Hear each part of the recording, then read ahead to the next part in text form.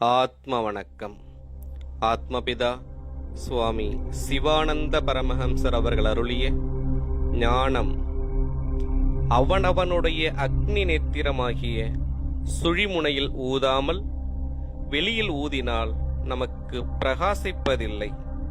ஆனதனால் ஜீவசக்தியாயிருக்கின்ற வாயுவினால் நம்முடைய புருவ மத்தியமாகிய சுழிமுனை ஆகின்ற அக்னி நேத்திரத்தில் ஊதி ராகத்வேஷாதிகளாகிய துர்விசாரங்களை, அதாவது துர்குணங்களை எப்பொழுது அங்கே எரிக்கின்றோமோ அப்பொழுதுதான் நம்முள்ளில் பிரகாசித்து ஞானம் உண்டாகிறது. அவ்விதத்தில் அல்லாமல் வேறு யாதொரு விதத்திலும் நமக்கு ஞானம் உண்டாவதில்லை. மேற்சொன்ன விதத்தில் செய்வதற்குத்தான் பிராணாயாமம் என்று சொல்லப்படுவது. ஆத்ம வணக்கம்.